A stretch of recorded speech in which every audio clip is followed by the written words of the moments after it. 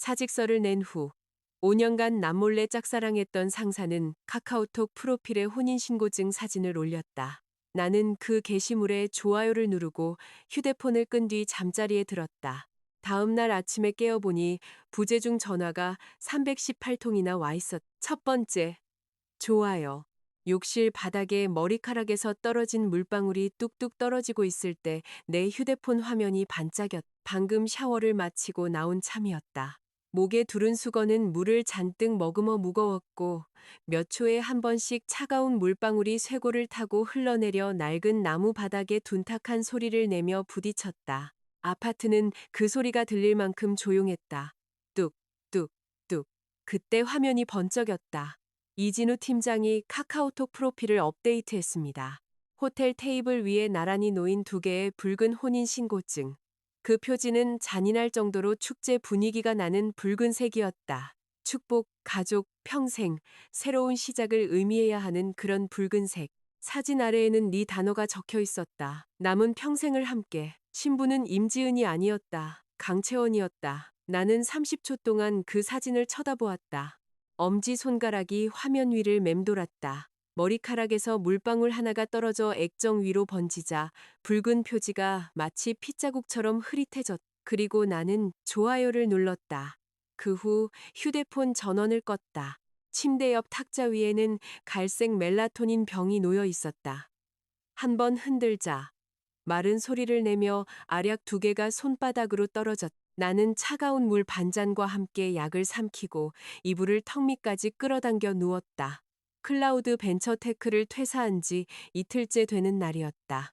5년 만에 처음으로 이진우 팀장이 커피가 필요한지, 파일이 필요한지, 결제가 필요한지, 수정된 경비 정산서가 필요한지, 식당 예약이 필요한지, 임시방편의 변명이 필요한지, 혹은 조용히 나 자신을 조금 더 내어줄 필요가 있는지 확인하지 않고 잠자리에 드는 밤이었다. 머리 위에서 에어컨이 웅웅거렸다. 밖 어딘가에서 자동차 경적 소리가 울렸다. 옆집에서는 누군가 늦은 밤 요리를 하는지 뜨거운 기름과 마늘 냄새가 풍겨왔다.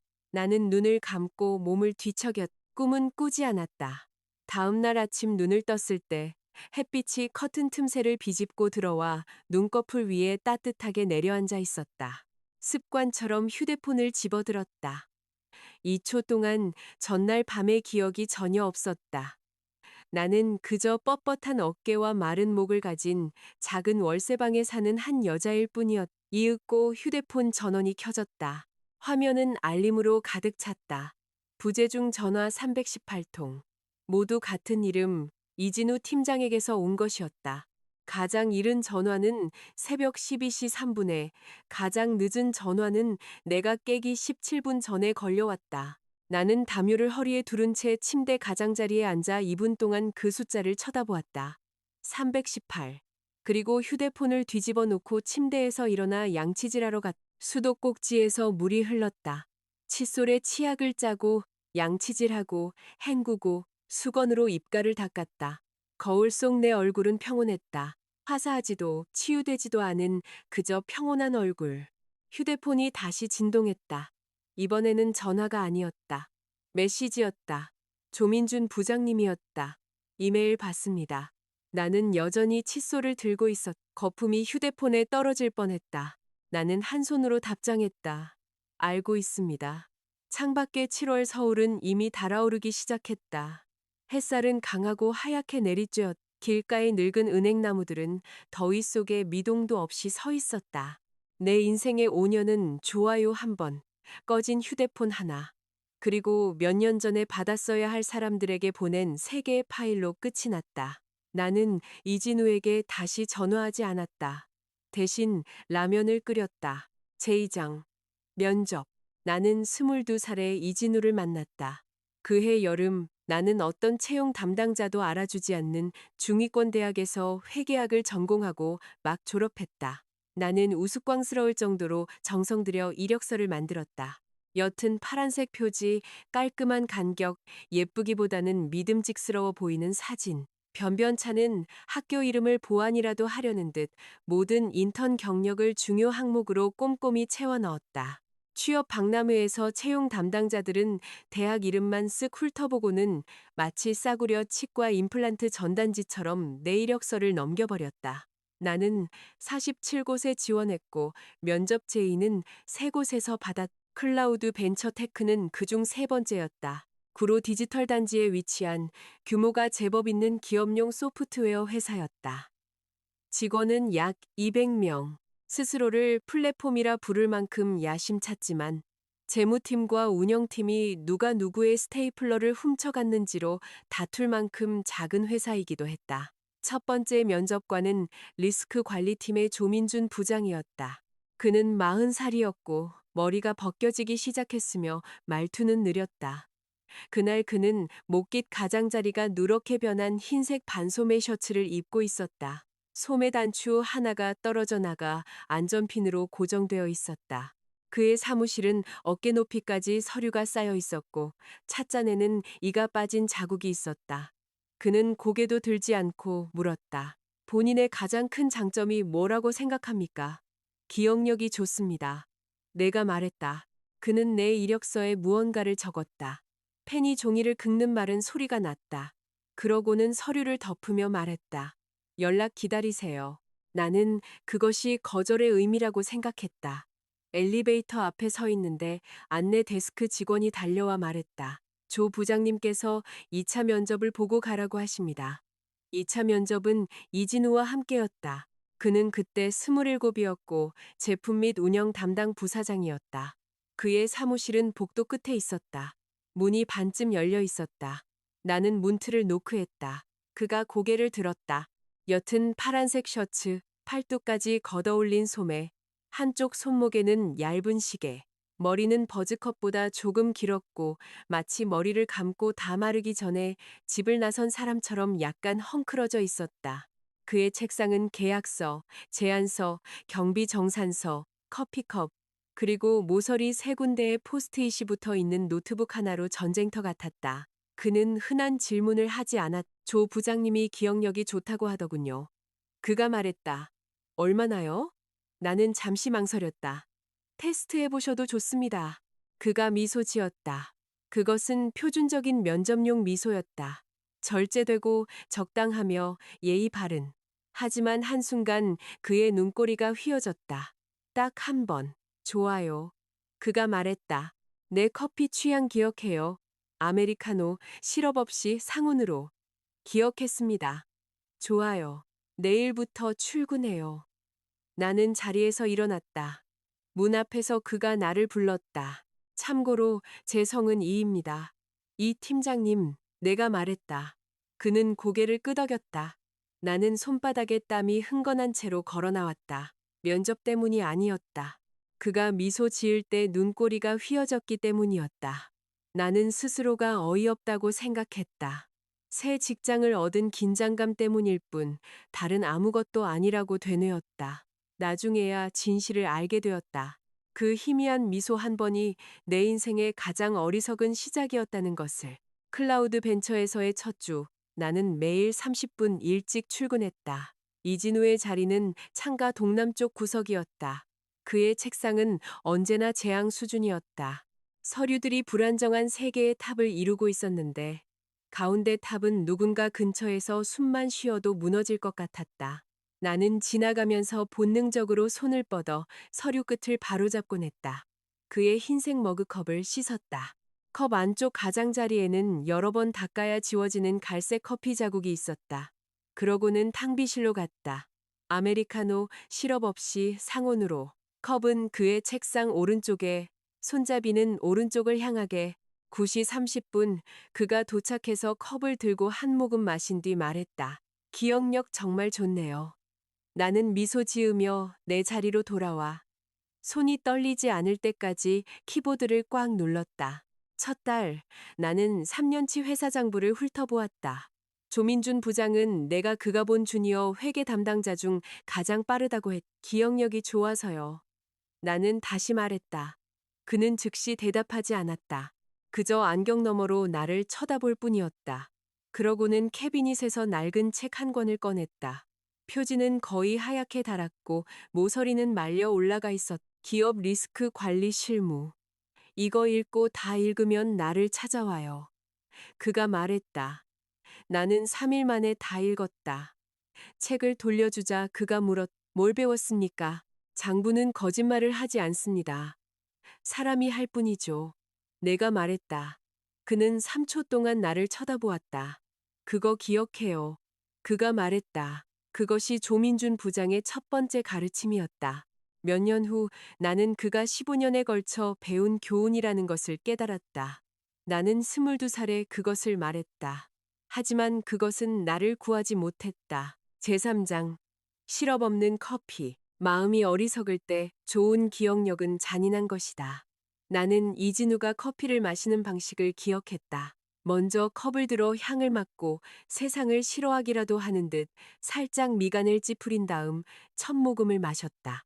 목을 때가 2번 움직였다. 컵을 내려놓고 휴대폰을 확인했다.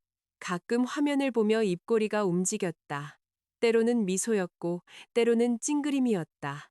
나는 10m 떨어진 곳에 앉아 송장을 맞추면서 누구의 메시지가 그를 저런 표정으로 만들 수 있는지 궁금해했다. 처음에는 강채원만 알고 있었다. 클라우드 벤처 사람이라면 누구나 강채원을 알았다. 매주 금요일 오후 4시 은회색 포르쉐 한 대가 회사 건물 아래에 멈춰섰다.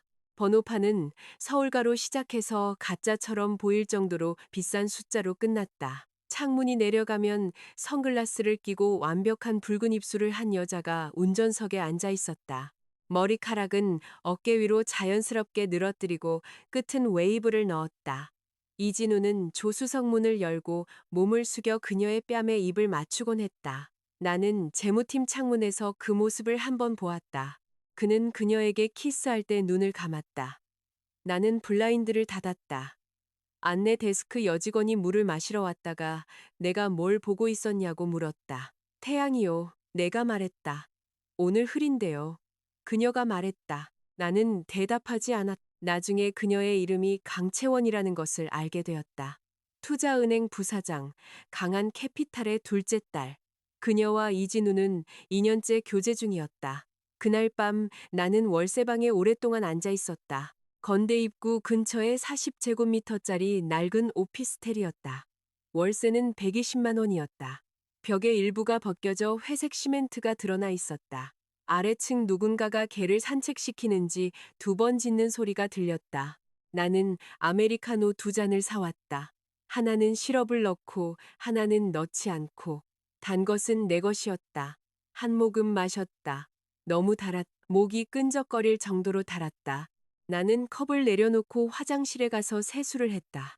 거울 속 여자는 눈이 빨갰다. 송하늘. 나는 그녀에게 말했다. 정신 차려. 다음 날 아침, 나는 여전히 30분 일찍 출근했다. 머그컵을 씻고 커피를 내렸다. 아메리카노, 시럽 없이 상온으로. 컵은 오른쪽에, 손잡이는 오른쪽을 향하게. 아무것도 변하지 않았다. 단지 그때부터 탕비실 찬장을 열고 흰 설탕 봉지를 볼 때마다 내 손이 잠시 멈칫했다는 것만 빼고. 그 설탕 봉지는 3년 동안 그 자리에 있었 돌처럼 딱딱하게 굳어버렸다. 나는 결코 그것을 버리지 않았다. 그리고 다시는 나 자신을 위해 커피를 사지 않았다. 사람은 일상이라는 먹이를 주면 자기 기만으로 꽤 오래 살 수 있다. 2번째 봄. 이진우는 금요일 퇴근 무렵에 내게 2명을 위한 식당 예약을 부탁했다. 조용한 곳으로. 나는 강남에 있는 엔 서울타워가 보이는 창가 자리가 있는 이탈리안 레스토랑을 예약했다. 1인당 평균 12만 원짜리였다. 예약을 확인하는 동안 그의 통화 소리가 들렸다. 목소리는 낮았지만 파티션은 소리를 잘 전달했다. 착하지. 오늘 밤에 갈게. 7시. 같은 곳에서. 나는 그가 그런 목소리를 내는 것을 들어본 적이 없었다. 부드럽고 거의 달래는 듯한 목소리. 전화를 끊고 나와서 그는 프린터 옆에 있는 나를 보았다. 아직 안 갔어요? 야근입니다. 결산 중이라서요. 그는 고개를 끄덕이고 차키를 들고 나갔다. 엘리베이터 문이 닫히자 나는 창가로 가서 블라인드 틈새로 아래를 내려다보았다. 은색 포르쉐가 이미 와 있었다. 강채원이 창문을 내리고 손을 흔들었다. 이진우는 10년은 젊어진 사람처럼 달려갔다. 차 문이 닫혔다. 10층에서도 그 소리가 들리는 것만 같았다. 나는 새벽 2시까지 책상에 머물렀다. 일하는 것이 아니라 그냥 앉아 있었다. 모니터 화면이 어두워졌다가 다시 켜졌다가 또 어두워졌다. 장부를 펼쳐 한 장 한 장 넘겼다. 2시가 되자 청소 아주머니가 문을 열었다. 아가씨, 아직도 안 가. 이제 가려고요. 나는 컴퓨터를 껐다. 어두워진 화면에 내 얼굴이 비쳤. 눈 밑에는 그림자가 졌고 뺨은 움푹 패여 있었다. 내가 야위었다는 것을 처음 알아차린 순간이었다. 세 번째 해, 이진우는 내게 가짜 거래를 기록하라고 했다. 8월의 어느 오후였다. 밖에 열기는 솥에서 나는 증기 같았다. 사무실 에어컨은 고장 났고 관리실에서는 이틀째 수리기사가 올 것이라고 주장했다. 내 등은 블라우스가 흠뻑 젖을 정도로 축축했. 이진우가 내 책상으로 와서 송금 전표 한 장을 내려놓았다. 종이가 내 손등에 닿았다. 차가웠다. 이거 특별 경비로 처리해요. 내려다 보았다. 3천만 원. 수취인은 불과 몇 달 전에 등록된 문화 콘텐츠 회사였다. 주소, 성동구. 법인 대표, 임지은. 계약서도 송장도 없이 오직 송금 전표뿐이었다. 필체는 서둘러 쓴 듯했고 마치 이성이 따라잡기 전에 빨리 처리하고 싶었던 사람 같았다. 팀장님, 이 지급건은 문제 있습니까? 그가 나를 보았다. 위협적이지도 죄책감을 느끼지도 않은 확신에 찬 눈빛. 내가 그렇게 할 것이라고 확신하는 눈빛. 문제 없습니다. 나는 자리로 돌아와 장부를 펼쳤다. 특별 경비 3. 0만 원. 그 항목을 입력한 후 키보드 옆 펜꽂이에서 연필을 꺼내 그 옆에 아주 작은 글씨로 썼다. 수취인임. 연필은 지울 수 있다. 나는 지우지 않았다. 그 후 3년 동안 나는 그런 연필 메모를 47개나 남겼다.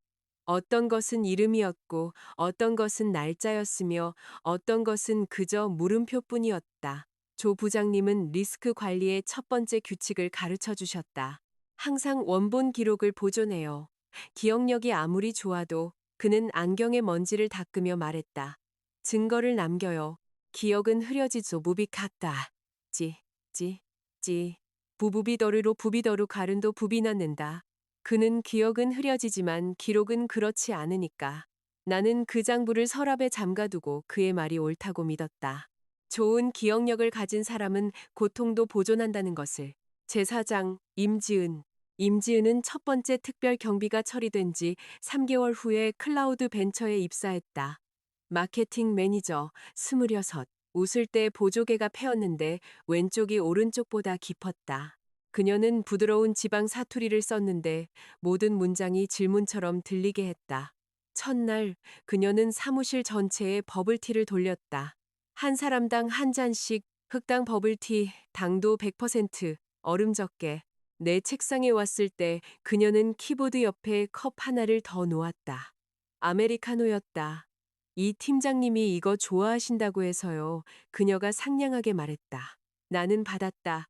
감사합니다. 마시지는 않았다. 뜨거웠던 것이 미지근해지고 미지근했던 것이 차가워지고 차가워진 컵 위에는 미세한 먼지가 쌓일 때까지 책상 위에 놓여 있었다. 그날 저녁 탕비실에서 머그컵을 씻고 있는데 창고에서 그녀의 통화 소리가 들렸다. 목소리를 낮췄지만 창고는 소리가 울렸다. 오늘 밤 같은 곳에서 채원 언니는 처리해. 나는 수도꼭지를 더 세게 틀었다. 물소리가 모든 것을 삼켰다. 컵을 씻고 닦아서 자리로 돌아왔. 손가락에서 물 몇 방울이 키보드 위로 떨어졌. 휴지로 닦았지만 책상에는 둥글고 투명한 자국이 한동안 남아 있었다. 물자국 같기도 하고 다른 무언가 같기도 했다. 그날 밤 이진우는 10시까지 야근했다. 퇴근하기 전 그는 나를 사무실로 불렀다. 다음 주 수요일에 꽃 좀 주문해요. 채원이 생일이야. 어떤 꽃으로요? 장미, 빨간색, 99송이. 알겠습니다. 그는 휴대폰을 내려다보았다. 입가에 미소가 걸려 있었다. 나는 그때쯤 그 미소를 알았다. 강채원을 위한 것이 아니었다. 그의 곁에서 2년 동안 나는 다른 비서들이 회의 일정을 익히듯 그의 미소를 익혔다. 강채원을 향한 미소는 조심스럽고 예의 바른 것이었다. 입꼬리는 올라가지만 눈은 변하지 않았다. 임지은을 향한 미소는 완전했다. 입은 호선을 그리고 눈은 가늘어지며 눈썹은 부드러워졌다. 동료들을 향한 미소는 표준화된 리더십에 가공된 부품이었다. 나를 위한 것은, 아니, 나를 위한 카테고리는 없었다. 그는 내게 한 번도 제대로 미소 지은 적이 없었다. 그저 프린터를 향해 고개를 끄덕이듯 할 뿐이었다. 다른 필요한 건 없으십니까, 팀장님? 없어요. 일찍 퇴근해요. 내가 문에 다다랐을 때, 하늘씨, 나는 멈춰섰다. 지금까지 함께 일한 비서 중에 최고예요. 나는 돌아보지 않았다. 제 일인걸요. 밖에 복도는 길었다. 형광등 불빛이 내 그림자를 가늘게 늘어뜨렸다. 나는 짙은 회색 치마에 플랫슈즈를 신고 있었다. 걸음을 옮길 때마다 내 자신의 질문이 나를 따라오는 소리가 들렸다. 송하늘, 언제까지 그르는 그로르이느로리 송하늘호로 돌아와 서랍을 열고 장부를 꺼냈다. 연필 메모는 여전히 그곳에 있었다. 수취이님. 글자를 만지자 흑연 가루가 손가락 끝에 묻어났다. 장부를 닫고 서랍을 잠갔다. 창밖의 서울 야경은 사무실 불빛에 의해 네모반듯하게 잘려 있었다. 나는 청소 아주머니가 다시 올 때까지 그곳에 앉아 있었다. 아가씨, 아직도 있네. 이제 가려고요. 그날 밤 불면증에 시달렸다. 침대에 누워 전등에서 방구석까지 이어진 천장의 균열을 쳐다보았다. 아래층에서는 한 커플이 거칠고 솔직한 동북 사투리로 싸우고 있었는데 나는 그것이 이진우의 예의 바른 목소리보다 덜 고통스럽다고 느꼈다. 적어도 욕설은 진짜였다. 네 번째 해 나는 이진우를 대신해 임지은의 첫 핸드백을 사주었다. 샤넬 클래식 플랫 미디엄 블랙 램스킨 골드 하드웨어. 0만 원. 그의 가격이 올라 원래 예산보다 100만 원 더 비쌌다. 이진우는 내게 신용카드를 건넸다. 이거 써요. 회사 카드로 긁지 말고. 프리미엄 플래티넘 카드였는데 가장자리가 달아 있었다. 나는 3초 동안 그것을 쳐다보았다. 알겠습니다. 강남 백화점 매장에서 나는 30분 동안 골랐다. 판매 직원이 누구에게 선물할 거냐고 물었다. 친구예요. 내가 말했다. 여자친구분이요? 아니요. 그럼 정말 좋은 친구분이신가 봐요. 나는 대답하지 않았다. 그녀는 블랙 램스킨 클래식을 추천했다. 이건 가치가 있어요. 10년이 지나도 유행을 타지 않죠. 나는 결제하고 주황색 쇼핑백을 들고 백화점을 나왔다. 손에 느껴지는 무게가 가벼웠다. 0만 원은 내가 점심에 먹었던 라면 한 그릇보다 가벼웠다. 회사로 돌아와 나는 쇼핑백을 이진우의 책상 위에 놓았다. 그는 열어서 안을 쓱 보았다. 좋네요. 그러고는 전화를 받았고 그의 목소리는 부드러워졌다. 또 임지은을 위한 그 목소리. 착하지. 오늘 밤에 갈게. 네가 원하던 검은색 가방 샀어. 나는 사무실을 나섰다. 문이 등 뒤에서 닫혔을 때 내 안에 무언가가 끊어졌다. 큰 소리가 아니라 머리카락 한 올이 천천히 당겨져 끊어지는 것처럼 아무 소리도 나지 않았다. 그날 밤 나는 다시 커피 2잔을 샀다. 아메리카노, 하나는 시럽을 넣고 하나는 넣지 않고. 나는 단 것을 마셨다. 4년 만에 처음으로 시럽 넣은 아메리카노가 맛있다는 것을 발견했다. 아파트 아래 편의점에서 산 것이었다. 일브라슬 행사 중이었다. 계산원은 노랗게 염색한 머리를 하고 있었다. 그는 왜 이렇게 늦게 커피 2잔을 사냐고 물었다. 잠이 안 와서요. 내가 말했다. 그는 나를 한번 쳐다보고 더 이상 묻지 않았다. 나는 밖으로 나와 고기 굽는 연기가 자욱한 7월의 밤바람 속에서 마지막 한 모금을 마셨다. 그리고 종이컵을 구겨 쓰레기통에 던졌다. 길 건너편 건물 위에는 클라우드 벤처 로고가 파랗고 하얗게 빛나고 있었다.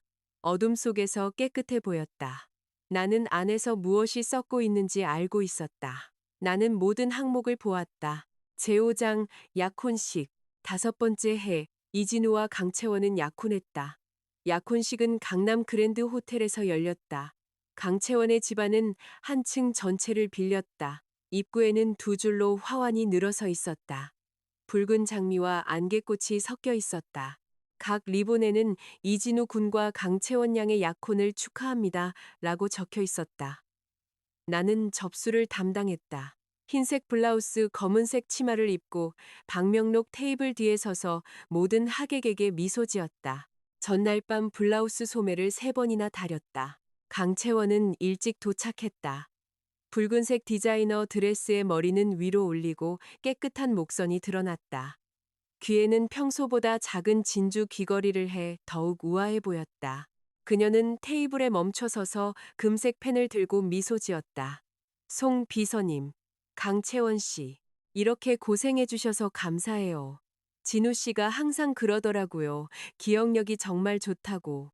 오늘 이렇게 손님이 많은데 다 기억할 수 있겠어요? 나는 미소 지었다. 거의요. 강채원은 자신의 이름을 쓰고 펜을 내려놓았다. 펜이 방명록 가장자리로 굴러갔다.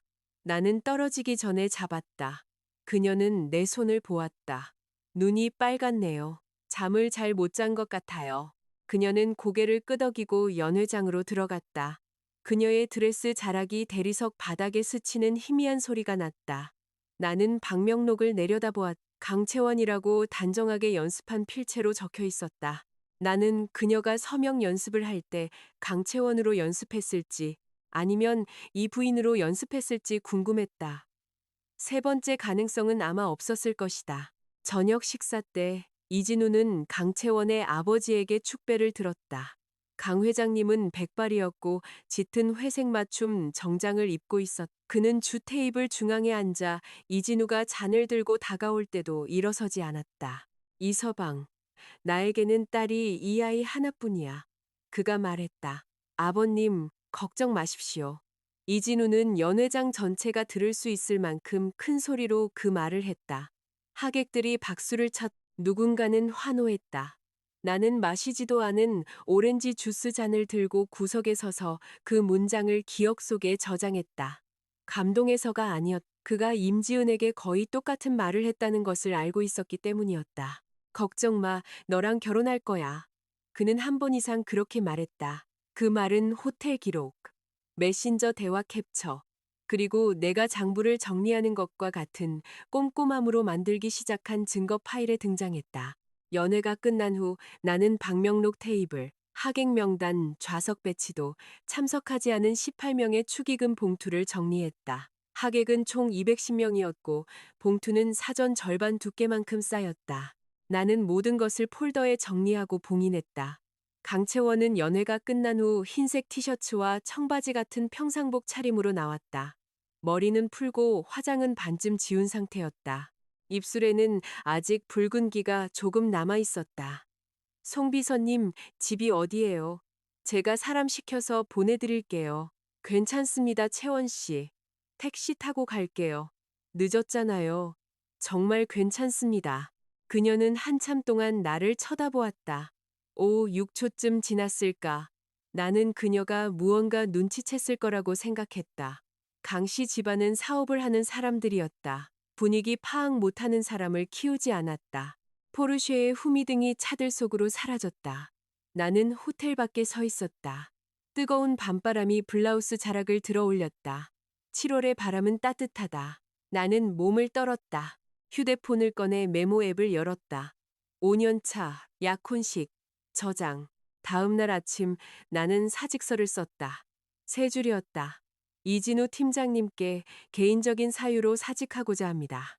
지난 5년간의 신뢰와 지도에 감사드립니다. 송환을 올림.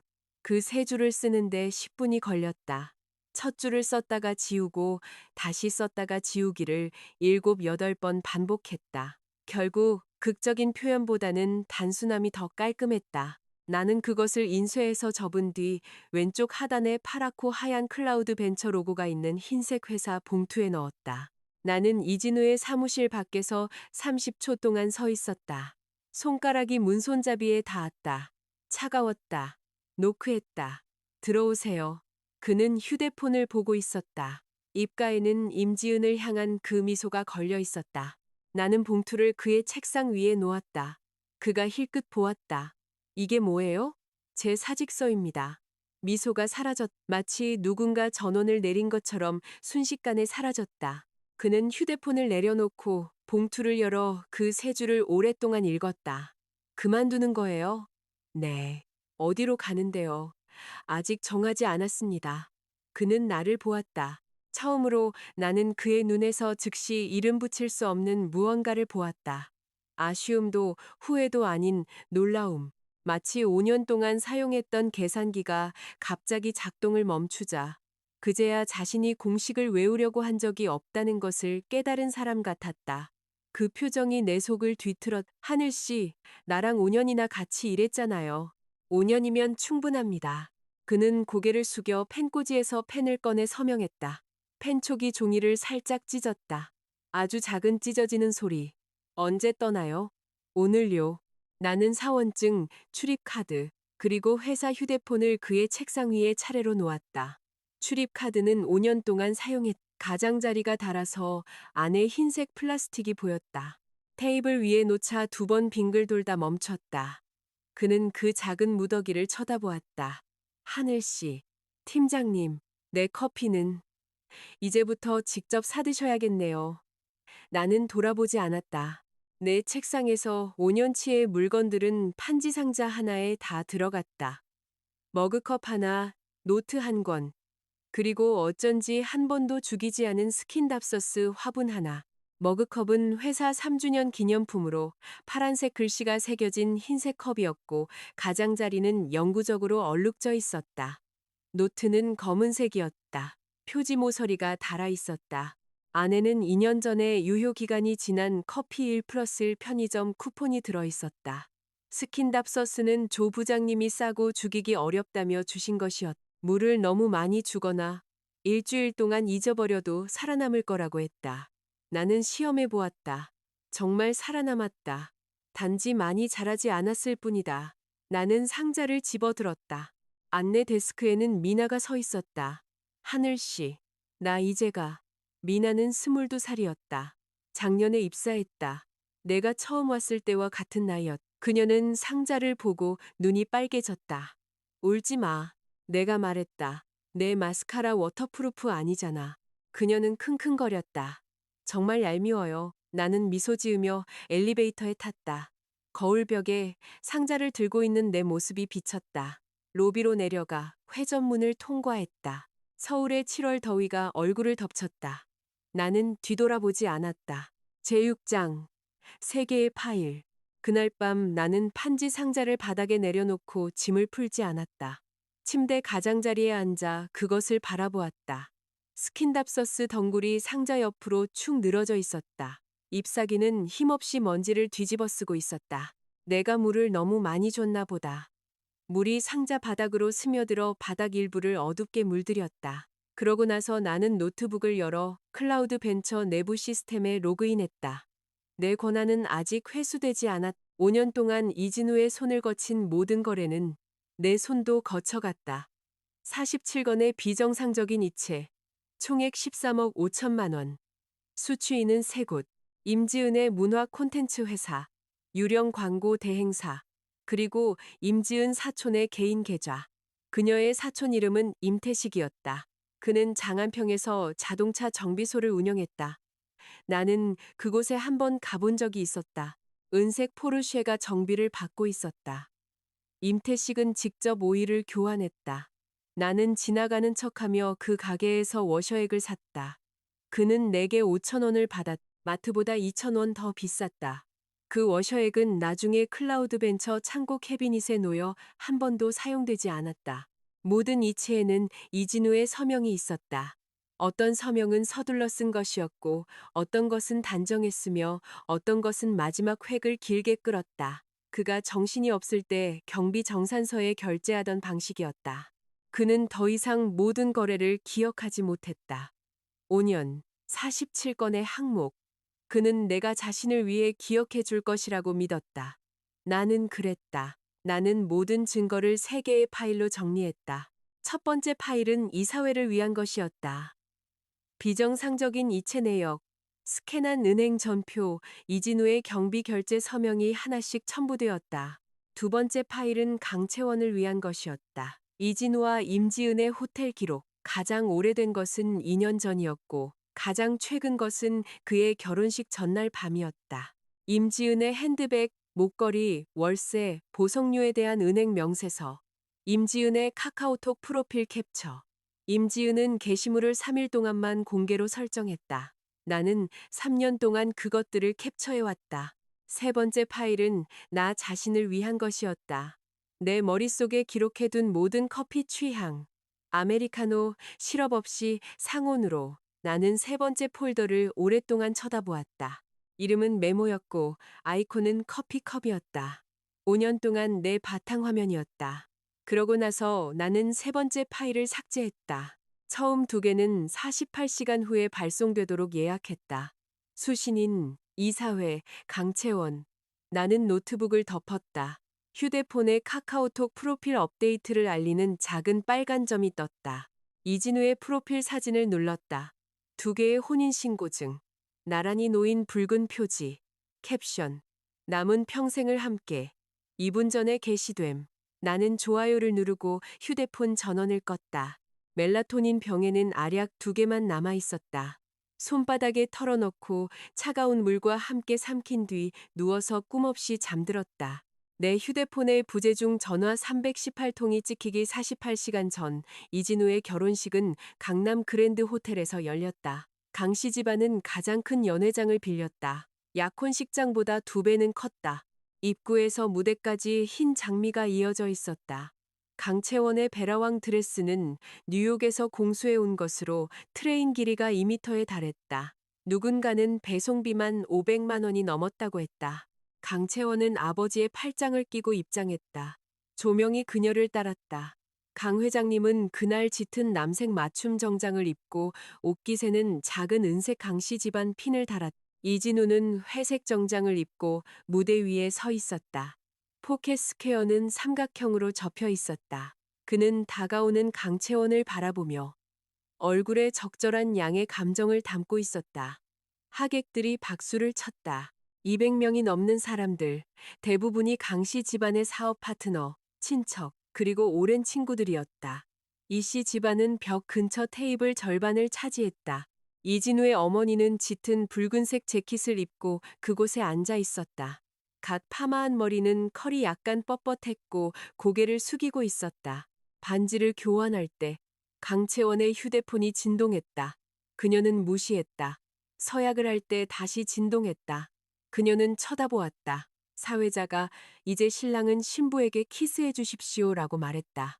강채원은 휴대폰 화면을 이진우 쪽으로 돌렸다. 이게 뭐야?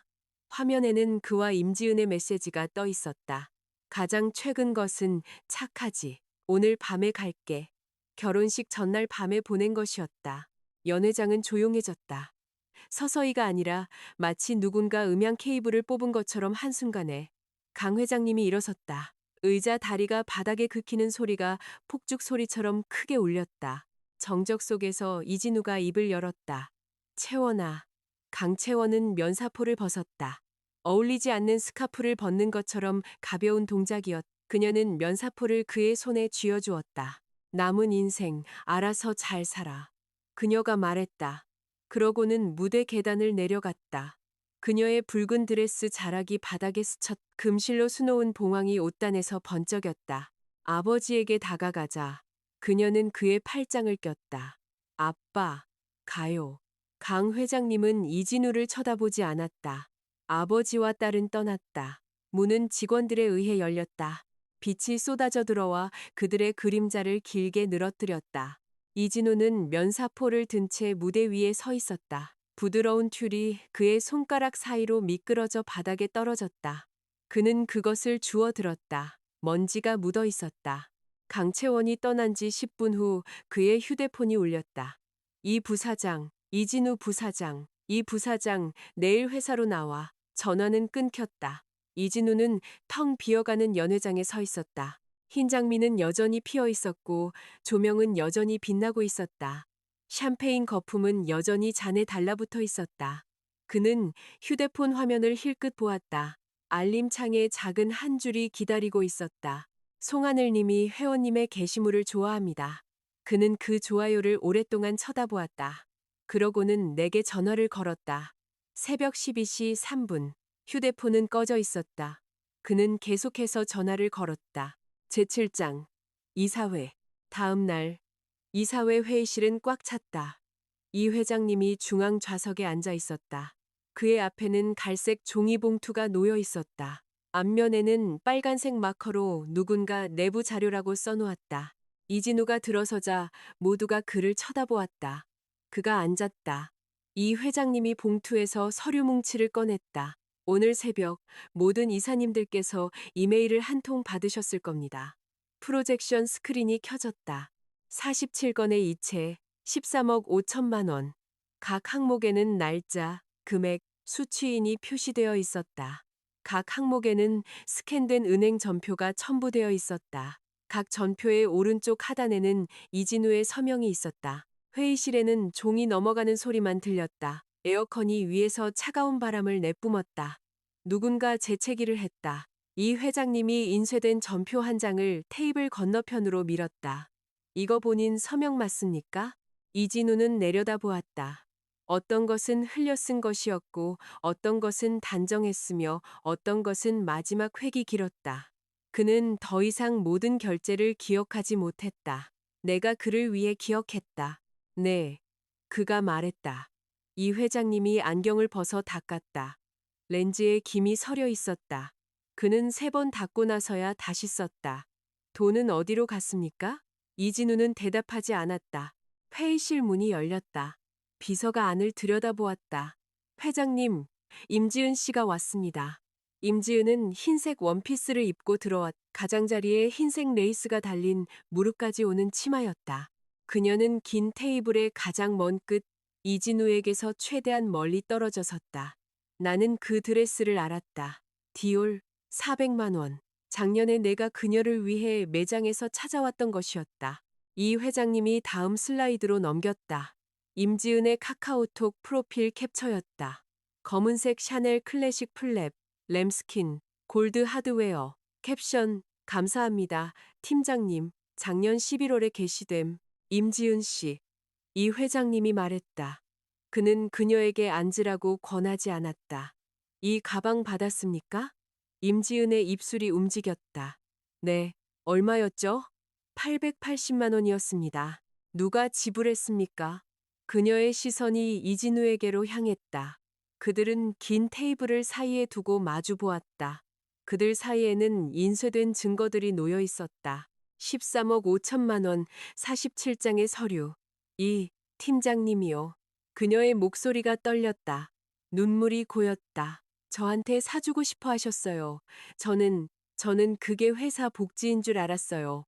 회의실에 있던 누군가 헛기침을 했다. 다른 누군가는 휴대폰을 내려다보았다. 조민준 부장은 구석에 앉아 있었다. 그의 앞에는 독립감사보고서가 놓여 있었다. 표지에는 내부 자료 절대 보안이라는 도장이 찍혀 있었다. 그는 고개를 들어 임지은을 보았다가 다시 고개를 숙여 계속 읽었다. 이진우는 그녀를 쳐다보았다. 임지은의 눈이 빨개졌다. 눈물이 한 방울씩 떨어졌다. 그녀는 울 때 아름다웠다. 그가 예전에 그녀에게 그렇게 말한 적이 있었다. 그녀의 눈물은 그를 위로해주고 싶게 만든다고 했었다. 이제 그는 그녀가 우는 것을 보며 아무 생각도 들지 않았다. 지은 씨. 그가 말했다. 그녀가 눈물 어린 눈을 들었다. 작년 생일에 그 촌스러운 목걸이 내가 사줬지. 300만 원짜리. 당신은 여자는 스스로를 잘 대접해야 해라는 캡션이랑 같이 올렸고 그것도 직접 산 건가? 눈물이 멈췄다. 그녀의 입술이 벌어졌지만 아무 소리도 나오지 않았다. 그 섬세하고 무력한 표정이 얼어붙었다가 천천히 물러나며 그 아래에 있던 것이 드러났다. 이진우는 그것을 알아보았다.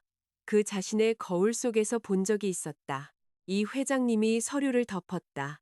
이진우 부사장. 오늘부로 모든 직무를 정지합니다. 횡령한 13억 5천만 원은 30일 내로 반환하도록 하세요. 그가 일어섰다. 회의 끝. 의자가 긁히는 소리가 났다. 사람들이 줄지어 나갔다. 아무도 이진우를 쳐다보지 않았다. 아무도 임지은에게 말을 걸지 않았다. 회의실은 텅 비었다. 테이블 위에는 증거들만 남아있었. 이진우는 그곳에 앉아 있었다. 통유리 창 너머로 강남 파이낸스 센터가 7월의 햇빛을 눈이 아플 정도로 날카롭게 반사했다. 그는 휴대폰을 꺼내 다시 내게 전화를 걸었다. 여전히 꺼져 있었. 37통의 전화를 더 건 후 밤이 내렸다. 100통을 더 건 후 아침이 다시 왔다. 318번째 전화를 걸었을 때 그는 친구에게 빌린 아파트 바닥에 앉아 있었다. 휴대폰은 너무 뜨거워 잡을 수 없었고 전화기에서는 여전히 같은 차가운 안내 음성이 흘러나왔다. 고객님께서 전화를 받을 수 없어 나는 그날 밤 3시경에 한 번 깼다. 밖에서는 비가 내리기 시작해 에어컨 실외기에 부딪히는 소리가 요란했다. 나는 잠결의 시간을 확인하려고 휴대폰을 집었. 전원이 꺼져 있었다. 켜지 않았다. 몸을 뒤척여 다시 잠들었다. 아침에 318통의 부재중 전화를 본 후 나는 라면을 끓였. 내가 다 먹고 그릇을 씻고 가스레인지를 닦을 때쯤 조 부장님이 마침내 내 메시지에 답장했다. 내가 뭘 해주면 됩니까? 나는 아무것도요. 라고 썼다가 지웠다. 아무것도 하실 필요 없습니다. 라고 썼다가 그것도 지웠다. 마침내 나는 괜찮습니다. 라고 보냈다. 긴 침묵이 흘렀다. 그러고 나서 조 부장님이 썼다. 5년 전에 당신을 고용한 게 내가 한 결정 중 최고였어. 나는 그 문장을 보고 휴대폰을 뒤집어 놓았다. 창밖 은행나무에서 새들이 지저귀었다. 매년 여름 한 쌍이 그곳에 둥지를 틀었다. 시끄럽고 고집스러웠다. 나는 창가에 잠시 서 있다가 스킨답서스에 물을 주었다. 잎사귀는 젖어서 반짝였고 조용히 살아있었다. 정오에 초인종이 울렸다. 현관문 렌즈로 밖을 보았다. 이진우가 서 있었다. 셔츠는 구겨지고 옷깃은 열려 있었으며 머리는 빗지 않은 상태였다. 턱에는 수염이 거뭇거뭇했다. 그의 손가락은 여전히 초인종을 누르고 있었다. 관절이 하얗게 변해 있었다. 하늘씨, 안에 있는 거 알아요. 나는 계속 화분에 물을 주었다. 문 열어요. 몇 마디만 할게요. 나는 물뿌리개를 내려놓고 나무 문을 열고 방범창을 통해 말했다. 하세요. 그는 이틀 전보다 야위어 보였다. 눈에는 그림자가 짙었, 입술은 터져 있었다. 땀이 겨드랑이 아래 셔츠를 적시고 있었다. 그 이메일들 당신이 보냈지. 네, 왜? 그 모든 지급건을 제가 처리했으니까요. 회사에서 조사하면 저도 책임이 있을 테니까요. 방범창이 그의 얼굴에 그림자를 드리웠다. 진우 씨, 저는 당신을 도운 게 아니에요. 제 자신을 보호한 거죠. 그가 창살을 꽉 잡았다. 철회할 수 있어? 이사회의 항목들이 착오였다고 말해줘. 당신 기억력 좋잖아. 그들이 믿을 거야. 팀장님. 그가 멈칫했다. 제 기억력이 좋은 거 아시잖아요. 5년 47건의 지급. 저는 하나하나 다 기억해요. 아메리카노 시럽 없이 상온으로. 나는 그를 보았다. 당신이 했던 말도 기억해요. 강채원 씨에게는 잘 돌봐주겠다고 했고 임지은 씨에게는 결혼하겠다고 했죠. 저한테는 제가 겪어본 비서 중에 최고라고 했고요. 나는 방범창을 열고 좁은 복도로 나섰다. 이웃들이 신발장과 먼지 쌓인 유모차를 쌓아두었. 바퀴에는 머리카락이 엉켜 있었다. 나는 그를 올려다봐야 했다. 이진우 씨, 당신은 누구의 커피 취향도 기억한 적 없어요. 그러고는 안으로 다시 들어가 문을 닫았다. 자물쇠가 잠기는 소리가 났다. 밖에서 그는 어두운 복도에 서 있었다. 동작 감지등이 꺼졌다. 그가 발을 움직이자 다시 켜졌다. 벽에는 열쇠 수리공과 인터넷 가입 광고지가 가득했다. 안에서 나는 문의 기대 천장의 균열을 올려다보았다. 한참 후에야 그의 발소리가 멀어졌다. 나는 화분에 물주기를 마쳤. 제8장. 강채원. 강채원은 다음 날 찾아왔다. 약속 없이. 오후 3시 나는 바닥에서 마지막 상자의 짐을 풀고 있었다. 스킨답서스는 새하얀 세라믹 화분으로 옮겨졌. 가게 주인은 숨을 더 잘 쉴 거라고 약속했다. 초인종이 울렸다. 현관문 렌즈를 통해 강채원이 보였다. 흰색 티셔츠, 청바지, 머리는 느슨하게 묶은 포니테일. 화장기 없는 얼굴. 나는 그녀가 화장하지 않은 모습을 본 적이 없었다. 덜 화려했지만 눈은 여전히 빛났다. 나는 문을 열었다. 송 비서님, 송하늘입니다. 채원 씨라고 불러요. 나는 옆으로 비켜섰다. 그녀는 안으로 들어와 거실 한가운데 섰다. 50제곱미터, 단순한 가구, 깨끗한 바닥, 여름 햇살이 가득한 창문. 창턱에 스킨답서스는 이미 생기를 되찾기 시작했다. 덩굴이 바닥을 향해 늘어져 있었다. 이메일 보냈죠. 네. 왜 날 도왔어요? 나는 부엌으로 가서 물을 끓였다. 전기 포트는 접촉 불량이었다. 빨간 불이 켜지기 전에 한번 쳐야 했다. 당신을 도운 게 아니에요. 나는 등을 돌린 채 말했다. 그는 당신에게 진실을 빚졌어요. 제가 그걸 돌려준 거죠. 물이 끓었다. 나는 2잔을 따라 그녀에게 한 잔 건넸다. 그녀는 받았지만 마시지는 않았다. 2 손으로 감싸쥐었다. 약혼식 때 나를 위해 접수를 봐줬죠. 그녀가 말했다. 피곤해서 눈이 빨간 줄 알았어요. 나는 아무 말도 하지 않았다. 그녀가 짧게 웃었다. 행복한 웃음은 아니었. 피곤했던 건 나였는데. 그녀는 한 모금 마시고 컵을 내려놓았다. 그 사람과의 관계는 정략이었어요. 아버지가 소개해줬죠. 이진우가 젊고 유능하고 가난한 집 출신이지만 자수성가했다고 하셨어요. 유능한 건 봤죠. 가난에 대해서는 그는 자신의 가난을 갑오처럼 두르고 아무도 건드리지 못하게 한 것 같아요.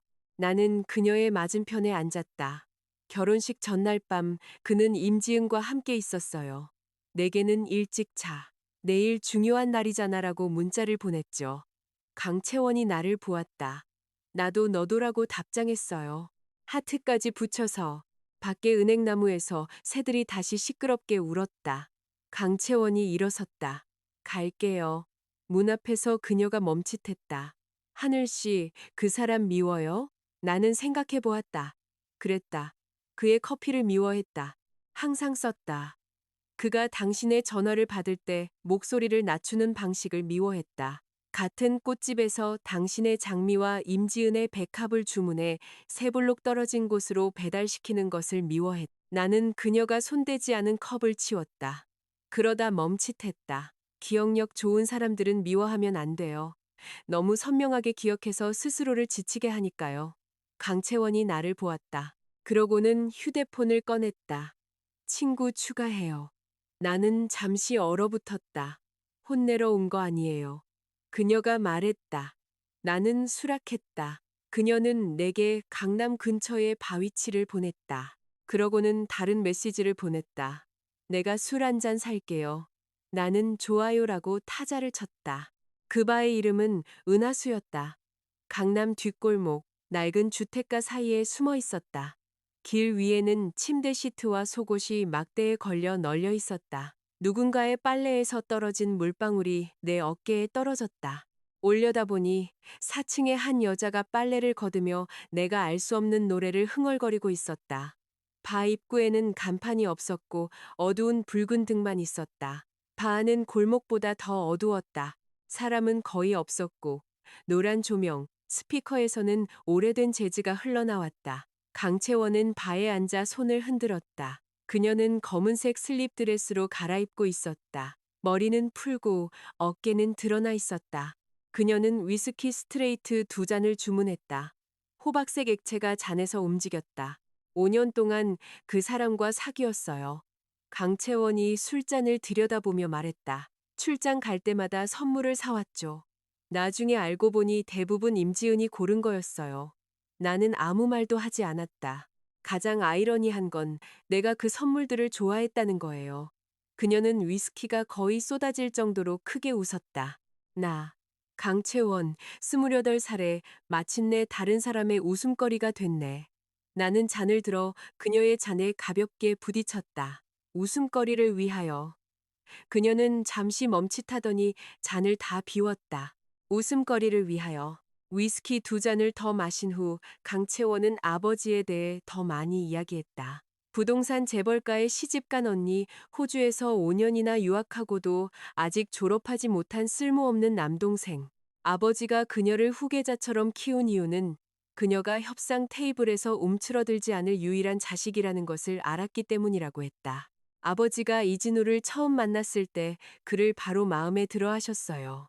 눈빛이 좋은 젊은이라고 하셨죠. 아버지는 30년 동안 사업을 하셨어요. 사람을 거의 잘못 보지 않으시죠. 그녀는 술을 한 잔 더 따랐다. 이번에는 그러셨네요. 아니요. 내가 말했다. 이진우는 연기를 아주 잘했어요. 강채원이 천천히 잔을 돌렸다.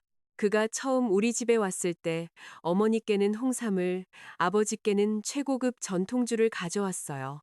어머니는 그가 사려 깊다고 하셨죠. 아버지는 사려 깊은 게 아니라 너무 사려 깊다고 하셨고요. 그녀는 잔을 내려놓았다. 아버지는 반쯤 맞으셨던 거예요. 너무 사려 깊은 게 아니라 너무 연습된 거였죠. 그녀는 가방에서 수표 한 장을 꺼내 내 쪽으로 밀었다. 2억 원. 나는 그것을 보았다. 이게 뭐예요? 이진우가 아직 갚지 못한 돈. 내가 부족한 부분을 채웠어요. 왜요? 그를 위해서가 아니에요. 강채원이 일어서서 가방을 집었다. 5년 동안 그에게 커피를 사다 준 여자를 위해서. 그는 당신에게 빚졌어요. 내가 그를 대신해서 갚는 거예요. 그녀는 문으로 걸어갔다. 나무 바닥 위로 구두굽 소리가 또각또각 울렸다. 문 앞에서 그녀가 멈췄. 하늘 씨. 네, 더 이상 아메리카노 마시지 마요. 쓰잖아. 문이 열렸다.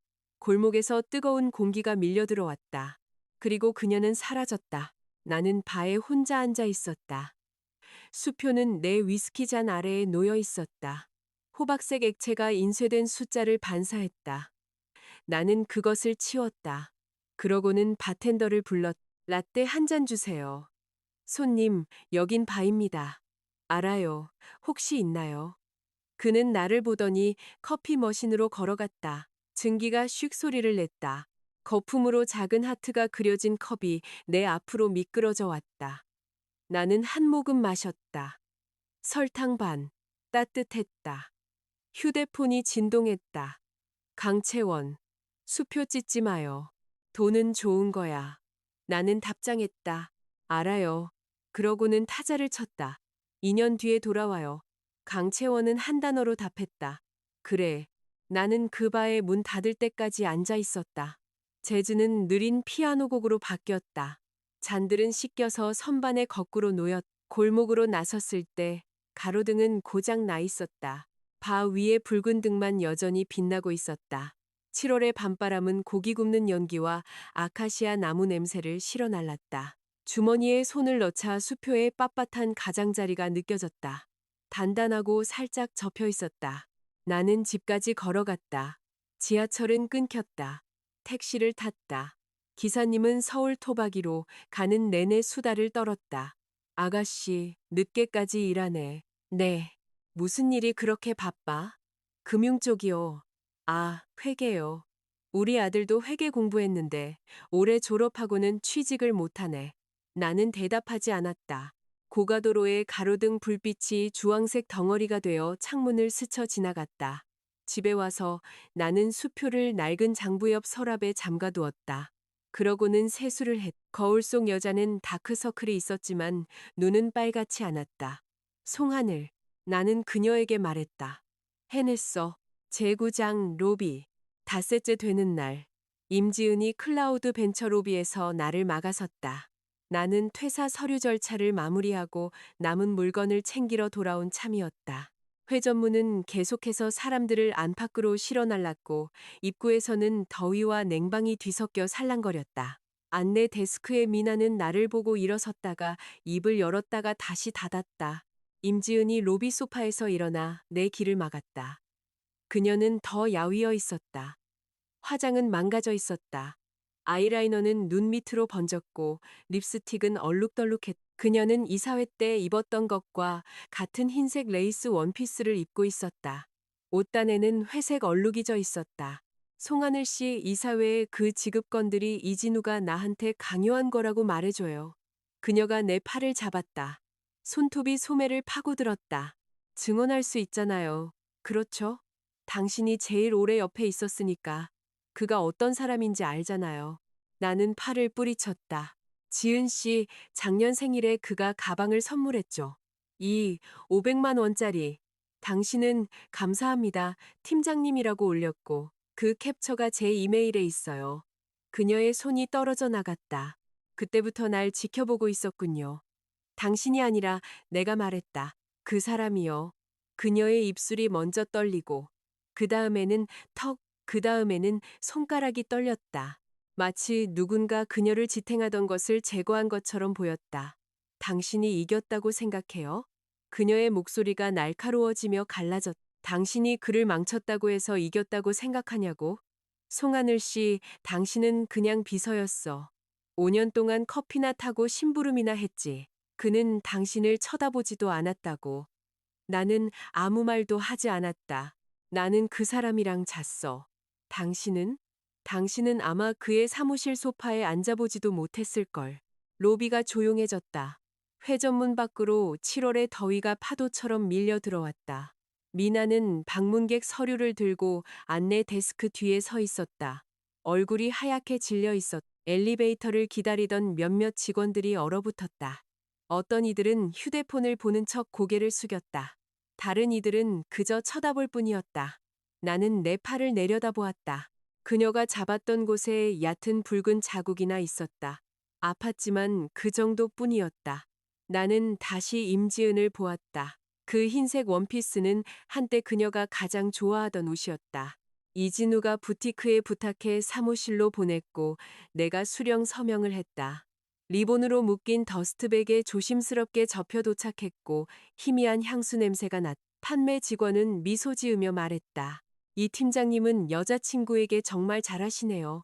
나는 가져다 주셔서 감사합니다. 라고 답했었다. 이제 그 똑같은 드레스가 구겨진 채 임지은의 몸에 달라붙어 있었다. 옷단은 회색이었고 마치 누군가 두 주먹으로 구겨버린 거대한 거짓말의 소품 같았다. 왠지 모르게 나는 웃음이 나올 뻔했다. 임지은은 자신이 가졌던 단 한 가지, 이진우의 욕망, 그의 늦은 밤, 비싼 가방, 쉬운 신용카드, 부드러운 말들로 나를 상처 입힐 수 있다고 믿었다. 그녀는 그런 것들이 내게는 오래전에 가치를 잃었다는 것을 이해하지 못했다. 지은 씨, 내가 말했다. 그 문장이 날 상처 입힐 수 있다고 생각해요? 그녀는 얼어붙었다. 나는 상자를 안내 데스크에 놓고 가방에서 물티슈를 꺼내 팔의 자국을 천천히 닦았다. 한 번, 두 번, 깨끗하게. 그 사람이랑 잤다고요. 내가 말했다. 그래서요. 나는 물티슈를 쓰레기통에 버리고 그녀를 보았다. 지금 당신은 이사회 조사를 받고 있고 부적절한 이익을 반환하라는 요구를 받고 있죠. 강씨 집안 변호사들에게서 경고장도 받았고요. 회사 자금 횡령방조 혐의로 조사를 받을 수도 있어요. 이진우가 당신에게 그런 것들을 줬고 당신은 행복하게 받았죠. 이제 그것들을 돌려줄 시간이에요. 왜 울고 있는 거죠? 그녀의 얼굴이 하얗게 초록색으로 붉게 변했다. 겁주지 마요. 그가 제안했어요. 가방도, 목걸이도, 월세도 그가 사줬다고요. 제 출퇴근이 안쓰럽다고 했어요. 난 아무것도 훔치지 않았어. 나는 고개를 끄덕였다. 그는 줬고 당신은 받았죠. 한 명은 회사 자금을 유용했고 다른 한 명은 출처가 의심스러운 것을 알면서도 계속 이익을 받았어요. 나는 잠시 멈췄. 두 사람 잘 어울렸네요. 몇몇 사람들이 조용히 숨을 들이마셨다. 임지은의 목소리가 거칠어졌다. 당신이 무슨 자격으로 그런 말을 해? 5년 동안 커피나 타고 꽃이나 주문하다가 쓰레기처럼 버려진 주제에 만약 그녀가 1년 전에 그 말을 했다면 나는 고통에 밤새 잠 못 이뤘을지도 모른다. 이제 그것은 유효기간이 지난 알약 같았다. 삼켜도 쓴맛조차 희미해졌다. 맞아요. 내가 말했다. 나는 5년 동안 그의 커피를 샀고 3년 동안 꽃을 주문했으며 당신의 가방을 보내고 드레스를 찾아왔죠. 그를 위해 수많은 뒤처리를 했어요. 그래서 누구보다 잘 알아요. 나는 그녀를 보았다. 두 사람 다 깨끗하지 않아요. 나는 상자를 집어들고 떠나려고 몸을 돌렸다. 임지은이 앞으로 달려들어 판지 상자 가장자리를 잡았다. 상자가 기울었다. 스테이플러, 종이 클립 두 상자, 가위 한 자루, 뜯지 않은 티슈, 그리고 충전기가 로비 바닥으로 쏟아졌다. 종이 클립들이 사방으로 흩어졌. 로비 조명 아래 은색으로 차갑게 빛났다. 뭐가? 그녀가 소리쳤다. 네가 날 망쳤어. 그냥 이렇게 떠날 순 없어. 나는 종이 클립들을 내려다보았다. 죽기 위해 몸을 숙이지 않았다. 대신 휴대폰을 꺼내 재생 버튼을 눌렀다. 임지은의 목소리가 로비에 선명하게 울려 퍼졌다. 나는 그 사람이랑 잤어. 당신은? 당신은 아마 그의 사무실 소파에 앉아보지도 못했을걸. 임지은이 얼어붙었다. 나는 그녀를 보고 조용히 말했다. 임지은 씨, 방금 클라우드 벤처 로비에서 회사 임원과 부적절한 관계가 있었다고 인정했네요. 또한 자제력을 잃고 전 직원을 붙잡아 업무 운영을 방해했고요. 이 녹음 파일도 이사회에 제출할까요? 그녀의 입술이 떨리기 시작했다. 녹음했어요? 네. 나는 휴대폰을 집어넣었다. 조 부장님이 가르쳐 주셨어요. 리스크 관리의 첫 번째 규칙. 항상 증거를 남겨라. 그녀의 눈물이 마침내 터져 나왔다. 이번에는 예쁘지 않았다. 공포였다. 그녀는 다시 내게 손을 뻗었지만 한 손이 그녀를 막았다. 조민준 부장이 내려와 있었다. 그는 여전히 약간 누런 칼라의 흰색 반소매 셔츠를 입고 있었지만 소매에는 더 이상 안전핀이 없었다. 그는 우리 사이에 느리고 단단하게 섰다. 임 매니저. 그가 말했다. 이사회는 조사 기간 동안 회의실에 남아있으라고 지시했습니다. 아래층으로 내려와 누군가를 막는 것은 이미 임시 통지를 위반한 겁니다. 임지은은 그를 마치 구명보트처럼 쳐다보았다. 부장님, 제발 한마디만 해주세요. 알았는지 몰랐는지는 제가 결정할 사안이 아닙니다. 감사보고서와 조사 자료가 결정하겠죠. 그의 목소리는 여전히 차분했다. 올라가세요.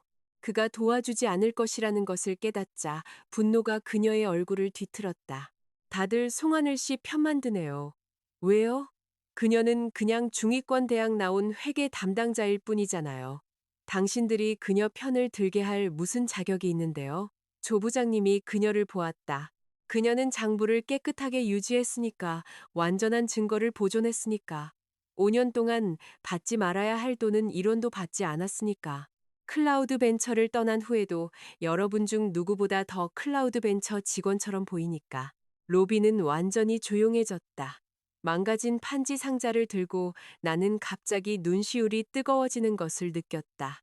5년 동안 나는 이진우에게서 진정한 인정의 말을 한마디도 듣지 못했. 떠난 후에야 조 부장님에게서 한마디 들었다. 사람은 이상하다. 한 사람에게서 가장 원하는 것은 결코 오지 않을 수도 있다. 하지만 그것 때문에 세상이 텅 비는 것은 아니다. 다른 누군가가 볼 것이다.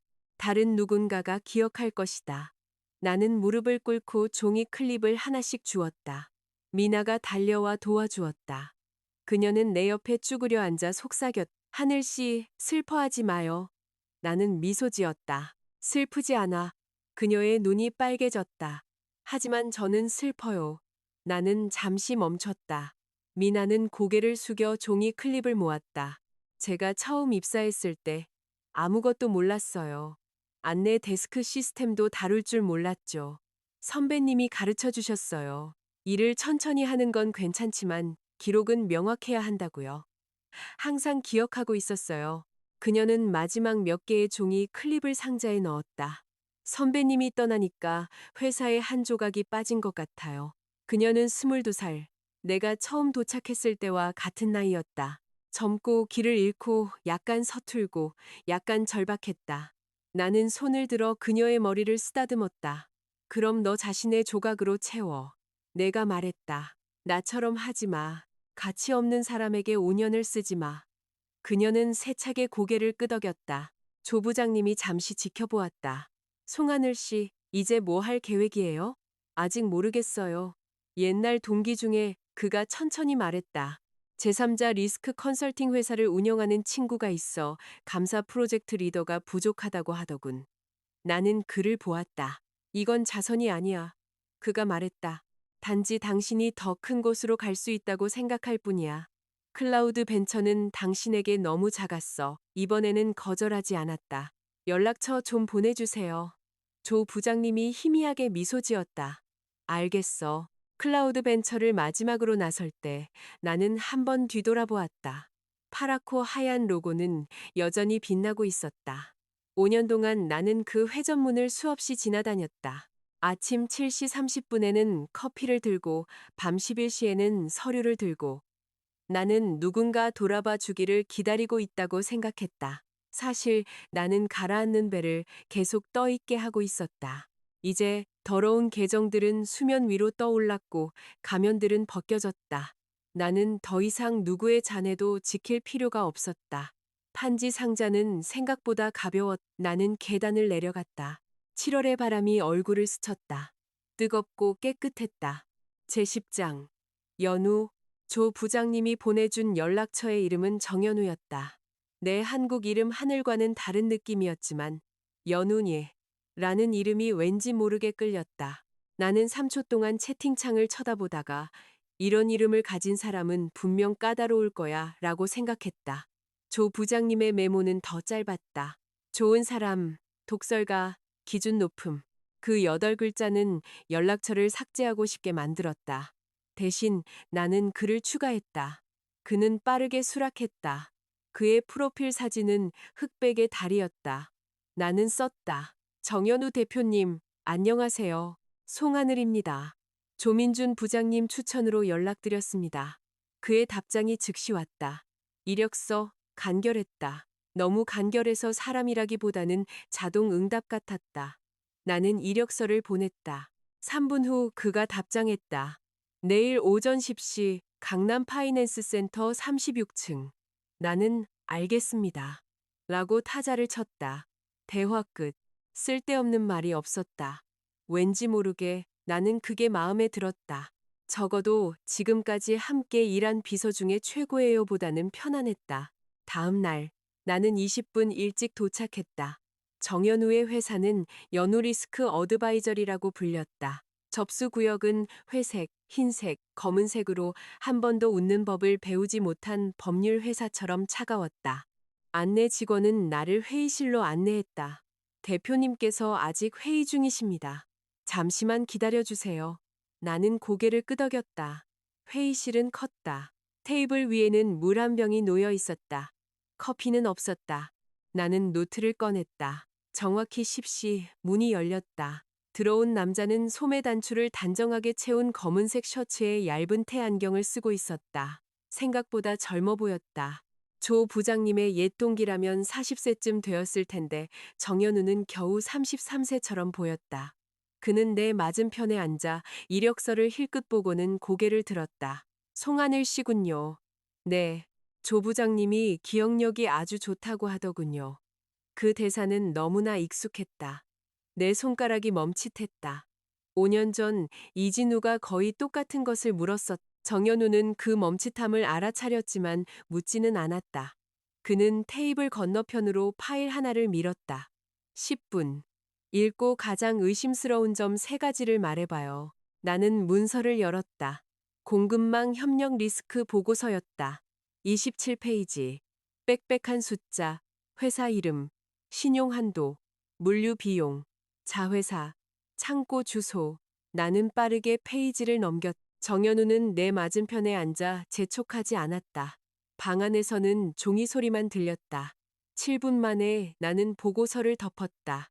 첫째, 3페이지의 공급업체 등록 자본금과 19페이지의 신용 한도가 일치하지 않습니다. 등록 자본금 5억 원인 회사가 6개월 내에 800억 원의 신용을 받는 것은 비정상적입니다. 둘째, 12페이지의 물류 비용이 3개월 연속 정확한 배수로 증가했습니다. 수동으로 조정한 것처럼 보입니다. 셋째, 23페이지의 관련 당사자 공시에 한 회사가 누락되었습니다. 그의 눈빛이 변했다.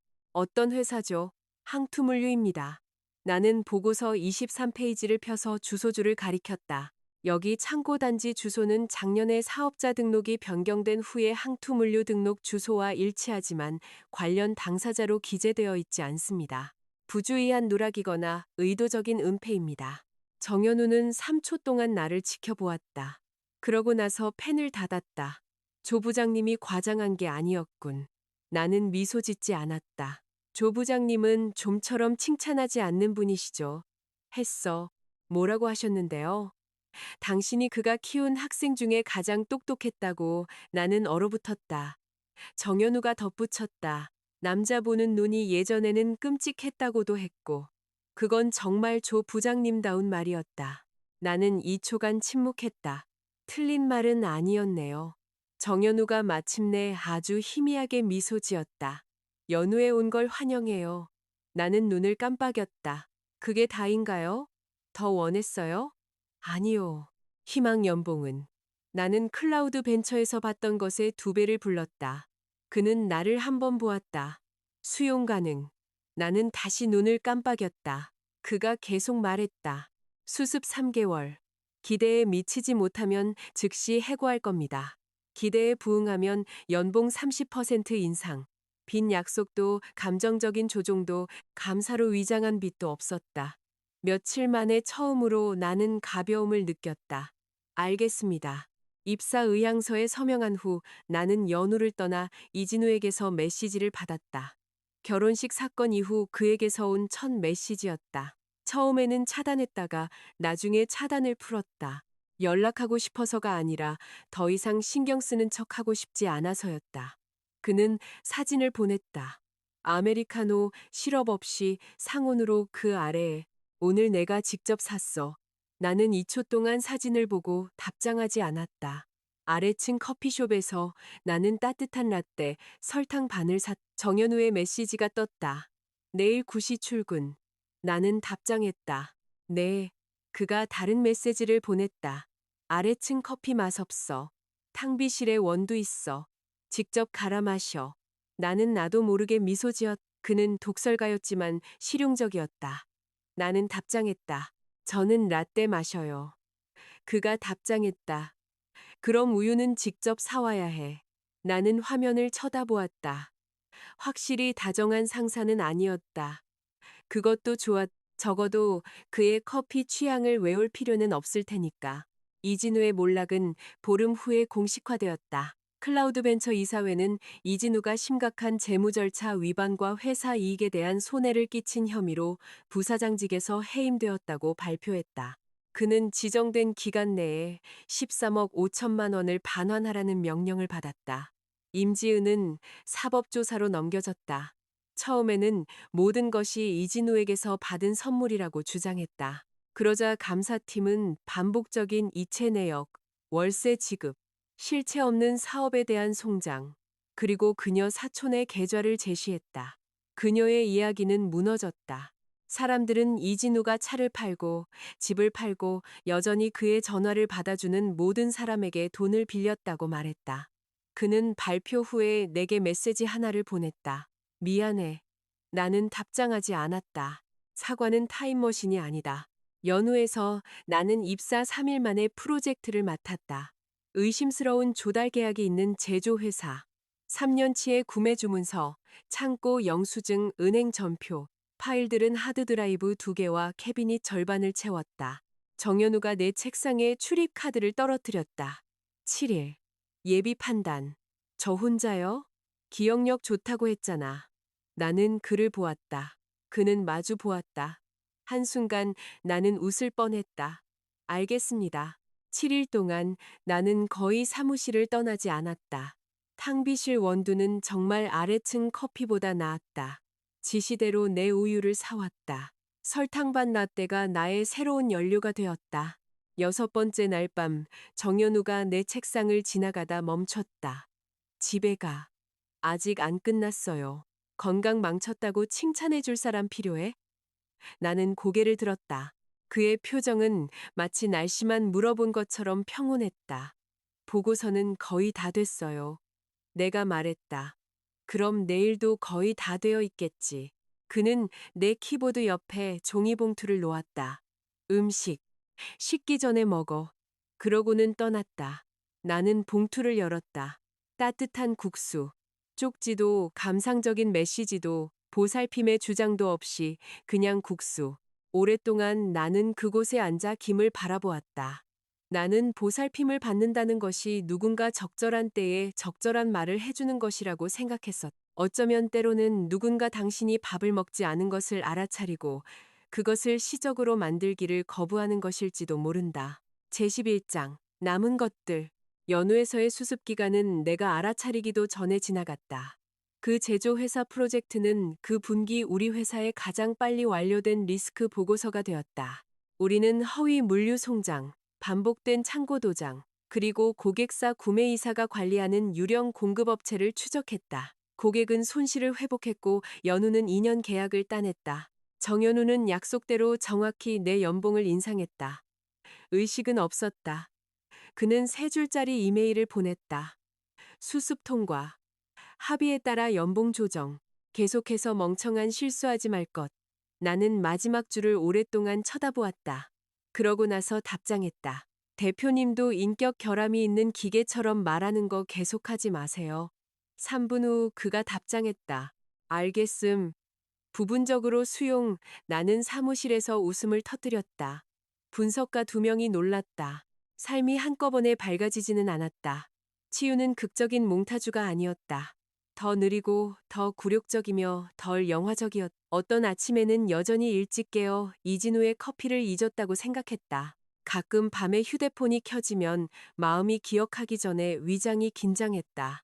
나를 기다리는 비상사태는 없는데도 가끔 나는 여전히 의심스러운 숫자를 캡처하고 날짜가 적힌 폴더에 파일을 저장했다. 습관은 행복에 충성하지 않는다.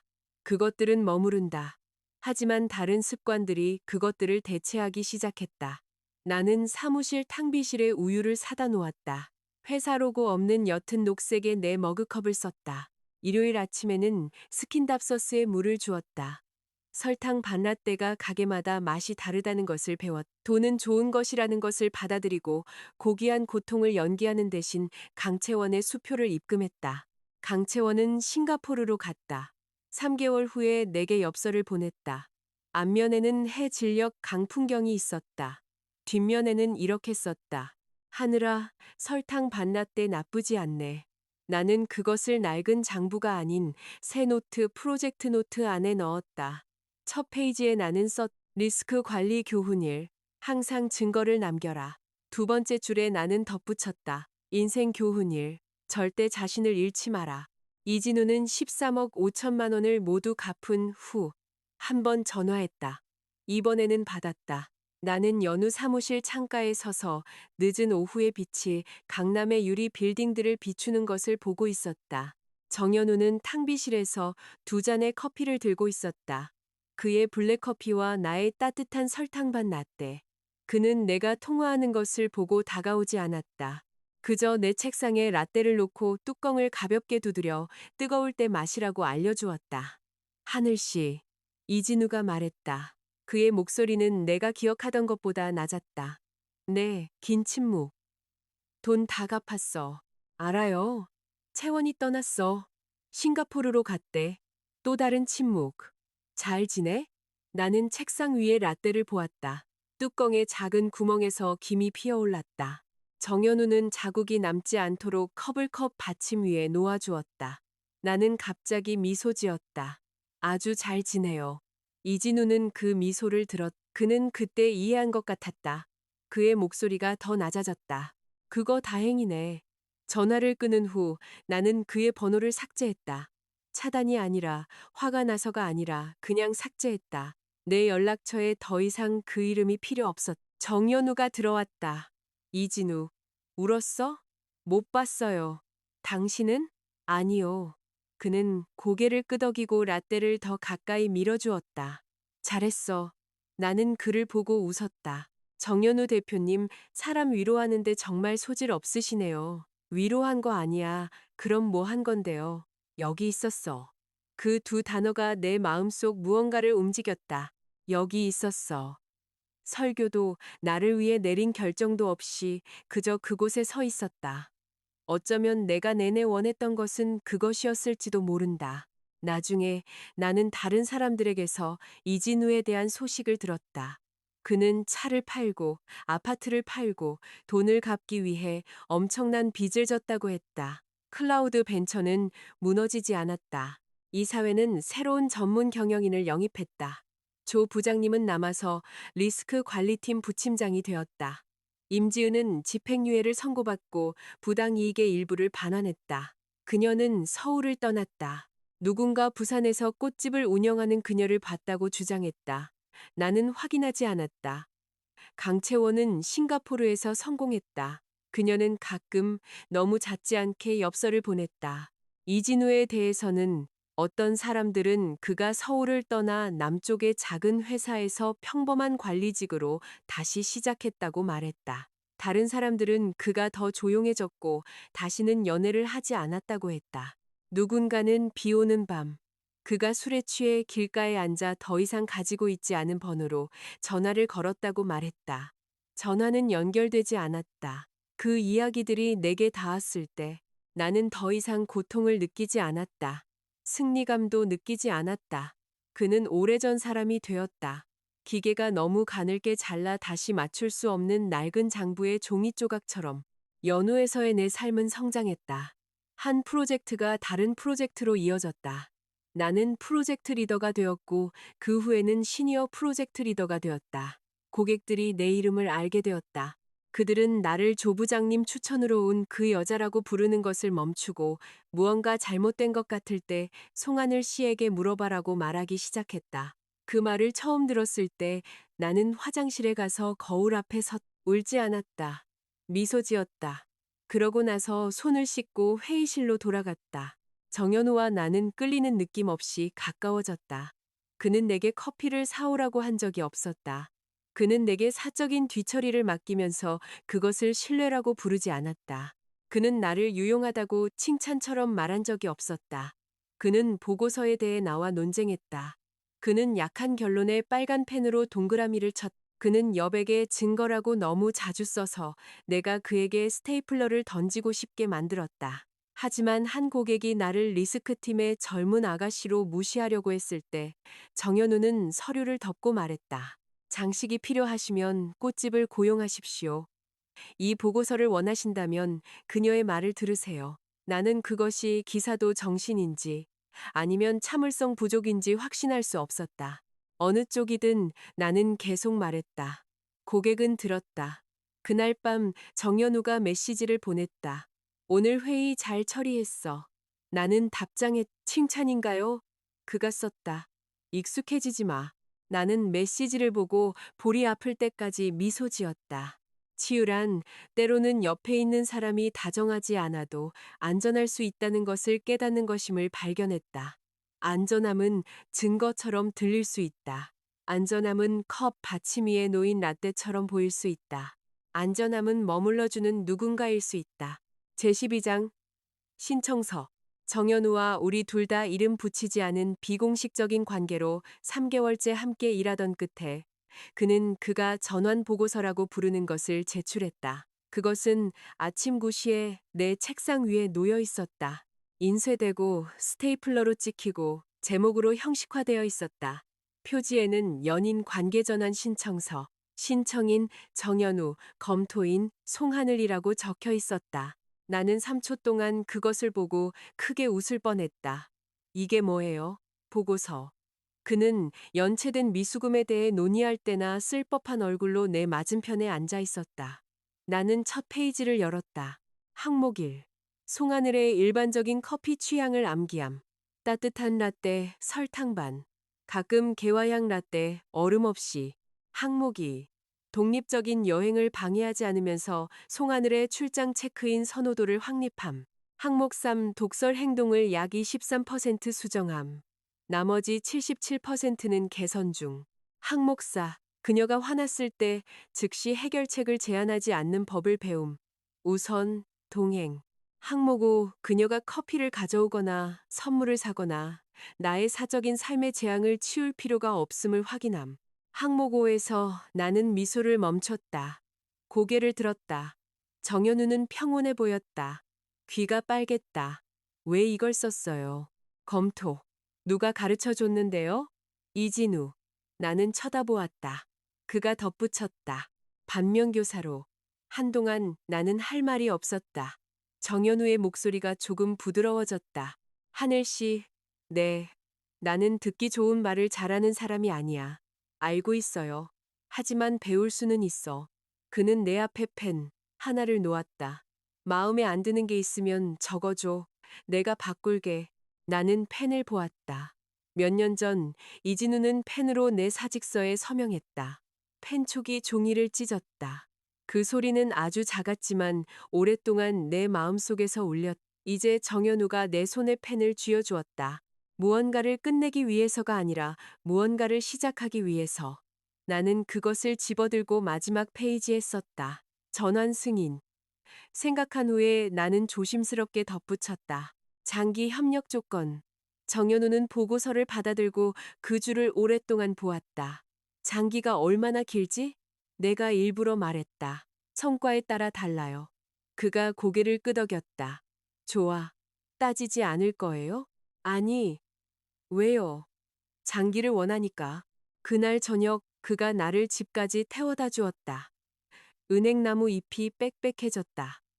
여름바람이 그 사이를 지나가며 포장도로 위에서 그림자를 떨리게 했다. 내 아파트 입구에서 나는 그를 향해 돌아섰다.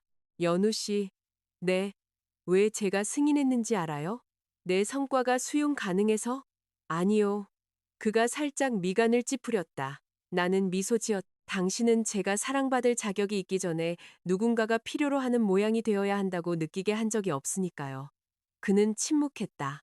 가로등 불빛이 그의 그림자를 길게 늘어뜨렸다. 잠시 후 그가 말했다. 하늘아, 나는 지금의 네가 좋아. 나중에 네가 어떤 사람이 되든 그것도 좋아할 거야. 내 마음이 끔찍하게 부드러워졌다. 나는 까치발을 들고 그에게 키스했다. 딱 한 번, 가벼운 터치. 정연우가 얼어붙었다. 그러고 나서 귀가 너무 빨개져서 타버릴까봐 걱정될 정도였다. 나는 미소 지으며 뒤로 물러섰다. 전원 혜택이에요. 그가 나를 보았다. 이것뿐? 정 대표님. 욕심은 장기 협력에 도움이 되지 않습니다. 그가 부드럽게 웃었다. 그럼 계속 성과를 내야겠네. 몇 년 후 나는 여전히 가끔 이진우의 이름을 들을 것이다. 그는 남쪽으로 이사해 작은 회사에서 자신을 재건했다고 전해졌다. 어떤 사람들은 그가 침묵하고 거리를 두며 지낸다고 했다. 어떤 사람들은 그가 모든 빚을 갚고 다시는 회사 자금에 손대지 않았다고 했다. 어떤 사람들은 그가 여전히 실업없는 아메리카노를 마시지만 왜 그런지는 아무도 모른다고 했다. 그것들은 단지 이야기일 뿐이었다. 더 이상 내 삶에 속하지 않았다. 정연우와 나는 결국 새 아파트로 이사했다. 거실 창턱에는 내가 클라우드 벤처에서 가져온 스킨답서스가 놓여 있었다. 그것은 무성하게 자랐다. 덩굴이 하얀 세라믹 화분에서 바닥으로, 그리고 내가 사준 나무 프레임을 가로질러 뻗어나갔다. 어느 날 아침 정연우가 그것을 보고 말했다. 너무 많이 자랐어. 가지치기 해야 해. 나는 가위를 들고 망설였다. 자르기 아까워요. 왜? 오래 함께 있었으니까. 그는 식물을 한번 보고 휴대폰을 꺼내더니 말했다. 그럼 더 큰 화분을 사. 나는 얼어붙었다. 그는 이미 검색하고 있었다. 옛날 화분이 너무 작아. 제대로 자랄 수가 없어. 나는 창가에 서서 스킨답서스를 보았다. 갑자기 나는 이해했다. 인생도 때로는 그런 것 같다. 잘할 수 없는 게 아니다. 화분이 너무 작다. 흙이 너무 얇다. 빛이 너무 부족하다. 당신은 자신이 구석에서 살아남는 반쯤 살아있는 스킨답서스일 뿐이라고 믿는다. 옮기면 어디든 잘할 수 있을지도 모른다. 우리 결혼식 해에 강채원은 내 들러리가 되기 위해 싱가포르에서 돌아왔다. 그녀는 은회색 드레스에 하이힐을 신고 대기실로 들어와 나를 훑어보고 눈썹을 치켜세웠다. 송하늘 오늘 예쁘네. 고마워요, 강 대표님. 그녀는 내게 상자를 건넸다. 안에는 만년필이 들어있었다. 너를 위해. 왜 펜이에요? 더 큰 계약서에 서명하라고. 펜이 내 손에서 따뜻해졌다. 조 부장님도 오셨다. 그는 여전히 느릿느릿했고 머리는 더 벗겨졌다. 그의 축의금 봉투는 두툼했다. 하늘아, 그가 말했다. 이제부터 네가 기억하는 모든 것이 좋기를 바란다. 나는 고개를 끄덕였다. 그럴 거예요. 정연우는 통로 끝에서 기다리고 있었다. 검은색 정장, 흰색 셔츠. 평소에 차가운 얼굴에는 대부분의 사람들이 놓칠 만큼 희미한 긴장감이 서려 있었다. 나는 한 걸음 한 걸음 그를 향해 걸어갔. 커피도 장부도 5년간의 짝사랑도 나를 조용한 배경으로 취급하는 사람도 없이 오직 내가 그에게 걸어가기를 기다리며 서 있는 누군가만 있었다. 그가 내 손을 잡았을 때 그의 손바닥은 약간 축축했다. 내가 부드럽게 놀렸다. 정 대표님도 긴장하시네요. 응.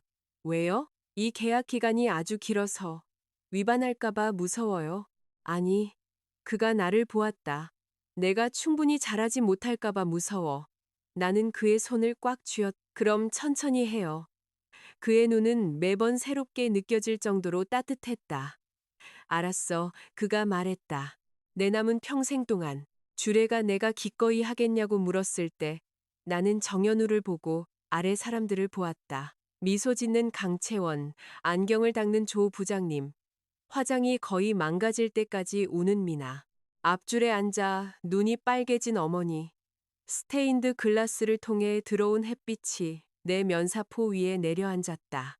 나는 옅은 파란색 이력서를 들고 땀 흘리는 손으로 클라우드 벤처 면접실 밖에 서 있던 22살의 소녀를 생각했다. 그녀는 5년 동안 잘못된 남자를 사랑하게 될 줄 몰랐다. 얼마나 많은 쓴 커피를 사게 될지 몰랐다. 밤에 얼마나 많은 억울함을 삼키게 될지 몰랐다. 그녀는 또한 언젠가 모든 증거를 보내고 그 쓴맛에서 자신을 구출하고 이곳에 하얀 옷을 입고 서게 될 줄도 몰랐다. 만약 내가 그녀를 만날 수 있다면 나는 그녀에게 말할 것이다. 하늘아, 아플 거야. 하지만 영원히 아프지는 않을 거야. 너는 걸어 나올 거야. 너는 설탕 반나대를 마실 거야. 너는 너의 취향을 기억하는 사람을 만날 거야. 너는 너 자신의 자리에 서서 보여지고 존중받고 사랑받을 거야. 그러니 두려워하지 마. 나는 고개를 들고 주례에게 말했다. 네. 정연우가 내 손을 더 꽉 잡았다. 그의 목소리는 흔들림 없었다. 네. 박수 소리가 우리 주위에서 터져 나왔다. 나는 울지 않았. 그저 가볍고 자유롭게 미소 지었다. 왜냐하면 그 순간 나는 마침내 이해했기 때문이다. 인생은 영원히 써야만 하는 아메리카노 한 잔이 아니라는 것을. 차가워진 커피를 내려놓을 의향이 있을 때 누군가는 결국 당신에게 따뜻한 잔을 건네줄 것이다. 설탕 반. 딱 좋게. 에필로그. 다친 장부. 결혼식 후에 내가 한 일이 하나 더 있다. 나는 집에 가서 낡은 클라우드 벤처 장부를 보관해둔 서랍을 열고 그것을 꺼냈다. 표지 모서리가 부드러워져 있었. 내 연필 메모는 여전히 그곳에 있었다. 임, 물음표, 날짜, 금액, 또 다른 물음표. 더 젊은 송하늘이 발견될까 두려워하면서도 잊어버릴까 더 두려워하며 작고 조심스러운 표시로 적어놓은 것들이었다. 나는 모든 페이지를 넘겼다. 다시 고통받기 위해서가 아니라 제대로 작별하기 위해서. 정연우는 읽어보자고 하지 않았다. 그는 창가에 서서 새로 산 더 큰 스킨답서스 화분에 가지를 치며 나를 보지 않는 척했다. 내가 장부를 덮자 그가 물었다. 끝났어? 응. 보관할 거야? 아니면 파쇄할 거야? 나는 잠시 생각했다. 보관할 거야. 그는 고개를 끄덕였다. 나아가야 한다는 설교도 상징적인 소각 의식도 미래의 행복이 인정받기 전에 과거의 고통이 사라져야 한다는 주장도 없었다. 나는 장부를 보관 상자에 넣고 종결이라고 라벨을 붙였다. 어떤 것들은 당신을 통제하는 것을 멈추게 하기 위해 파괴될 필요가 없다. 그저 있어야 할 곳에 놓이기만 하면 된다. 몇 년 후 직장의 젊은 여성들이 때때로 내게 누군가 진정으로 자신을 소중히 여기는지 어떻게 알 수 있냐고 물었다. 나는 로맨스로 대답한 적이 없다. 나는 그들에게 말했다. 아무도 보지 않을 때 그들이 당신이 좋아하는 것을 기억하는지 주목하세요. 그들이 당신에게 당신 자신의 원칙을 위반하라고 요구하는지 주목하세요. 그들의 칭찬이 당신을 더 작게 만드는지 아니면 더 크게 만드는지 주목하세요. 당신이 항상 그들이 만든 뒷수습을 하고 있는지 주목하세요. 그 관계가 계속되기 위해 당신이 침묵해야 하는지 주목하세요. 그렇다면 떠나세요. 할 수 있다면 일찍 떠나고 어쩔 수 없다면 늦게라도 떠나세요. 하지만 떠나세요. 그리고 떠날 때 당신의 증거, 당신의 돈, 당신의 식물, 당신의 커피 취향, 당신의 이름, 그리고 당신 자신을 가져가세요. 특히 당신 자신을요. 다른 모든 것은 다시 벌 수 있으니까요.